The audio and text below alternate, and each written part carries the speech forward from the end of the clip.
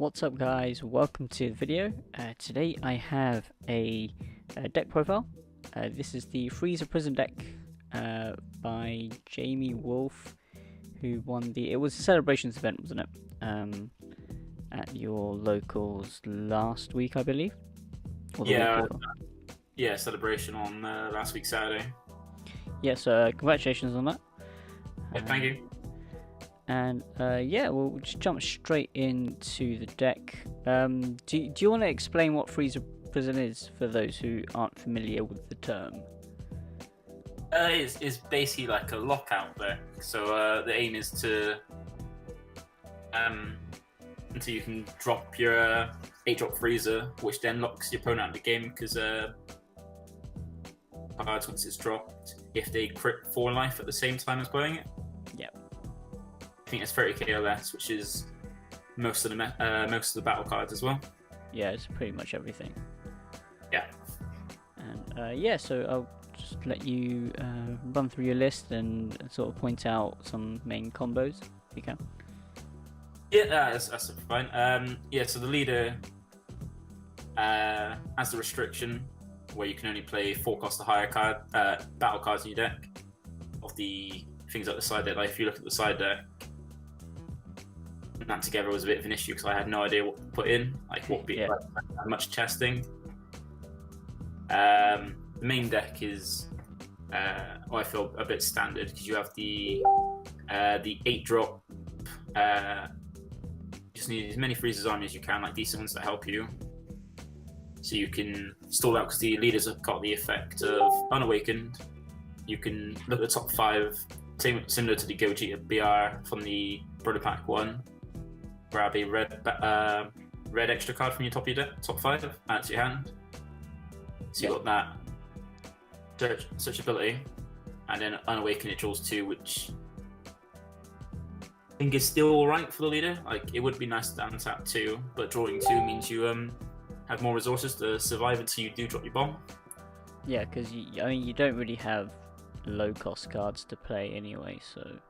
No, yeah, like the first few turns is basically using the extra cards to survive, to like stall out until you can get to your like 4th and 5th turn. Yeah. It's got a nice ability of it draws 1 but activate main, so you don't have to swing. Unnecessarily attack into them to help themselves awaken just to get the draw.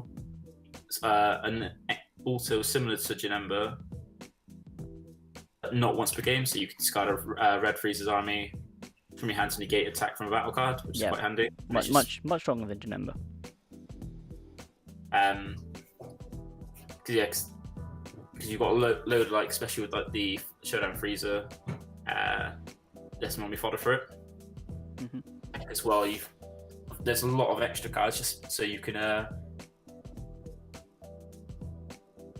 about 5 or 10 in the drop to drop be able to start dropping the 8 cost.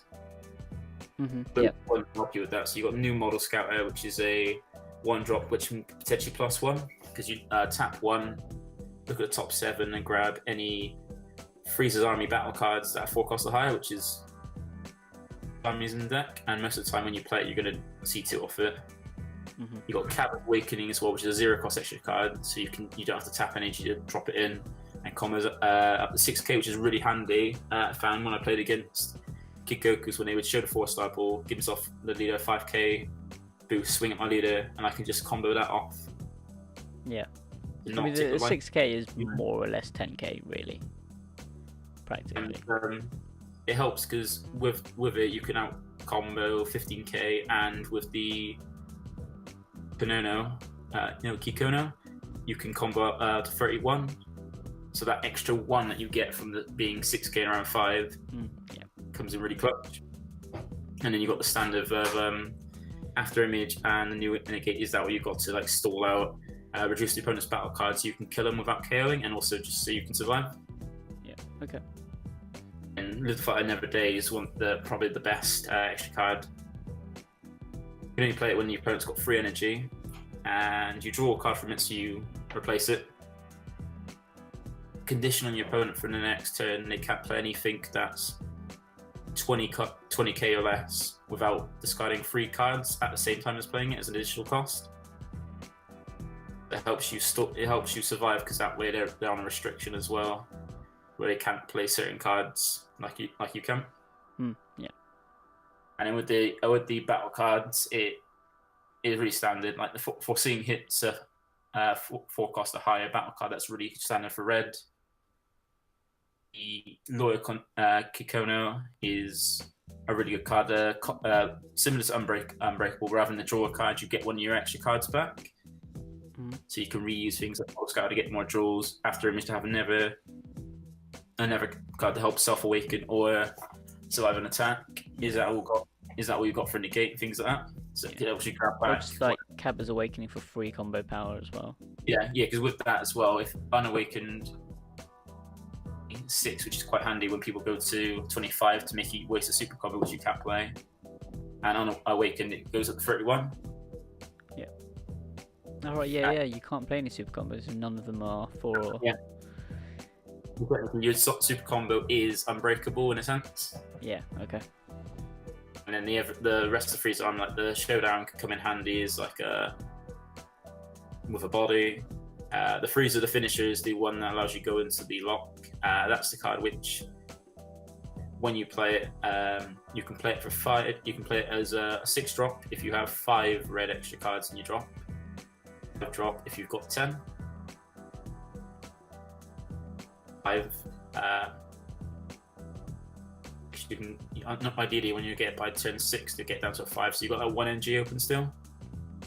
And when it comes down, it kills everything, including your own stuff. That's 25 or less. Barriers, which is quite handy.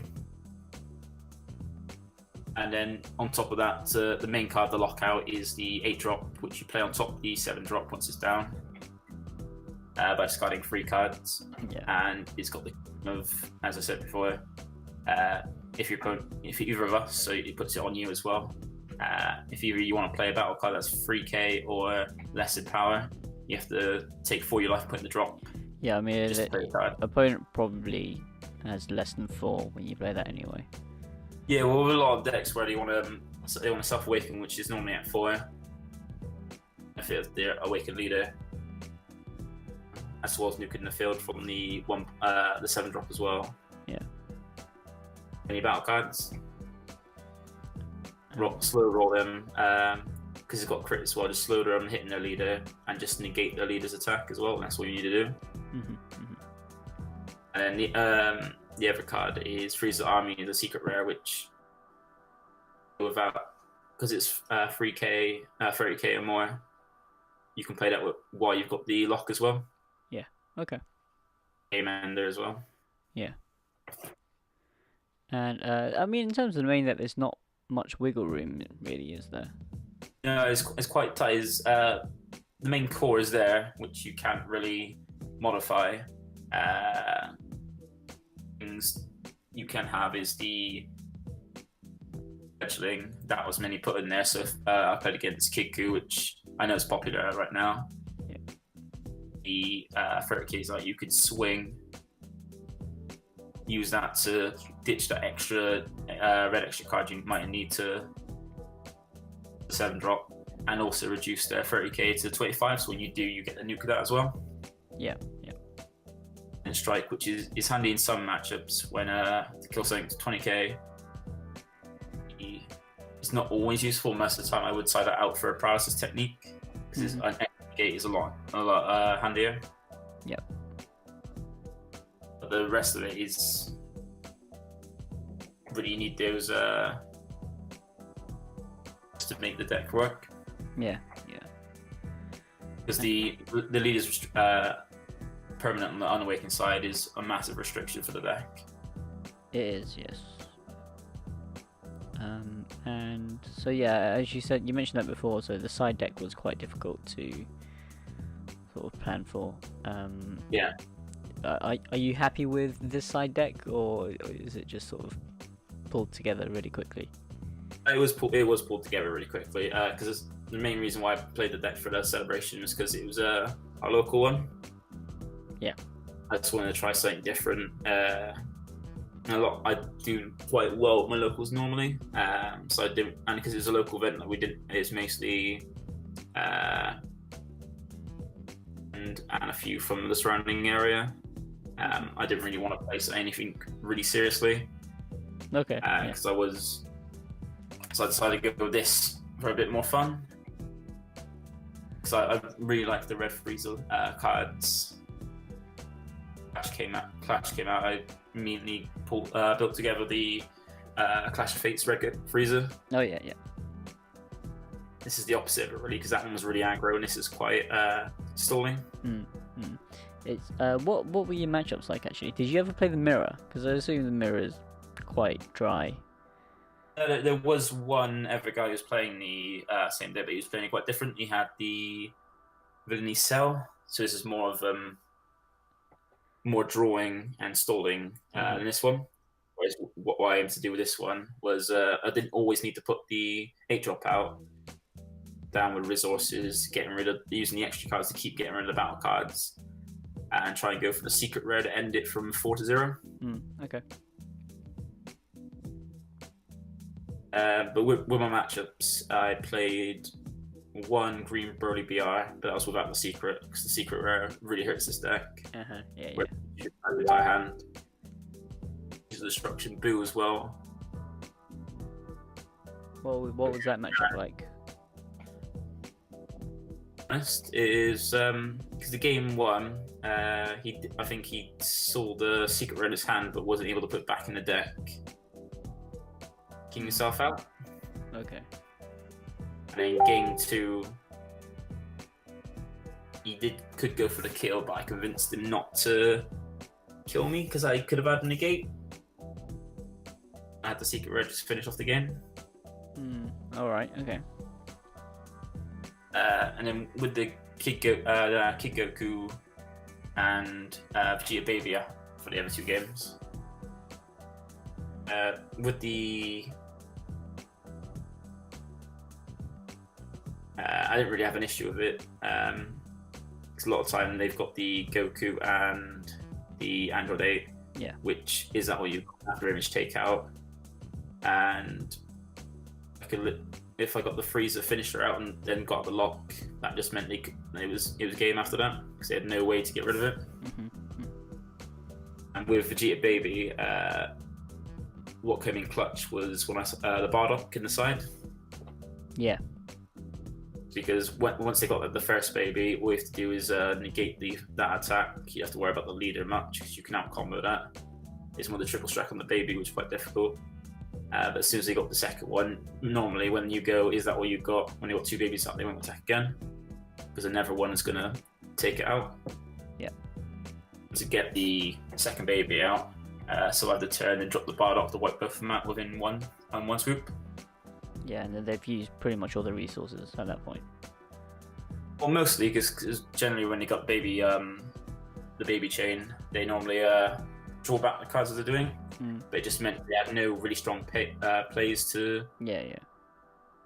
They've used up sort of their wing gun resources. Yeah, like they've got nothing to really control me without the babies anymore. Okay. Yeah, great. Would you make any changes to the deck apart from side deck, obviously? Yeah, I will be. What I'm looking to do is take out the transcendent sites from the main side them for the paralysis technique, because I've seen, especially with my local as well, a lot of Kid Goku, because that's a really popular deck, and that is nice negate that it's also a board wipe as well. Yeah. And I'd probably change the side a bit, maybe put in a second Bardock as well, because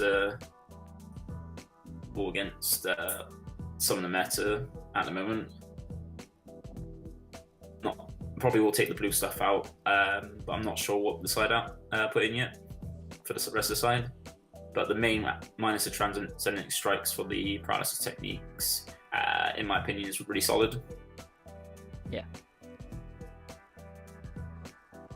Okay. Great. Well, thank you very much for that, and good luck with this deck in the future. Are you gonna continue playing it? Maybe just at locals, not. You probably won't take this to Birmingham, right? Probably not to Birmingham, but I've got a Never celebration this Saturday and a Never 2 next weekend. Oh, nice. Either be this again or using Veku Ramp, which I'm a really big fan of at the moment. Yes. If you followed the well, you played the that was that you played at the tournament for EXT, right? Yeah. Yeah. So yeah. If you guys followed the EXT tournament, then yeah, Jamie did very well with that deck. Only lost because of the die roll. you rolled in the final for the final game, so We ended up going through the 4 hour, and Liam had to go to work. yeah. I did the roll for it. And it was an insane roll as well.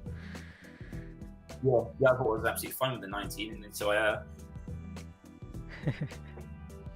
well, yeah. Do you have anything to add? I think of anything now. No? Okay, great. Well, thank you for that. Thank you guys for watching as well. Please leave a like if you enjoyed the video. Jamie, do you have any shout outs before we finish? Yeah, I've got a few. Shout out to my two locals, because I have two from Bristol.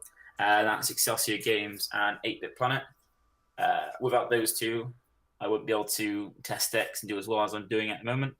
And also shout out to the TO of Excelsior as well, Ian Chinchley. If he didn't start the tournaments off when I first started, back when the game first came out, we playing this game without a local scene. And lastly, it's my buddy Andre. On Friday before, they let me do a little bit of testing with this deck. I would have never been doing as well as I did. Okay, great.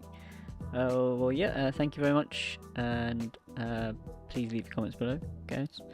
And remember to sub for more content, and I will see you guys next time.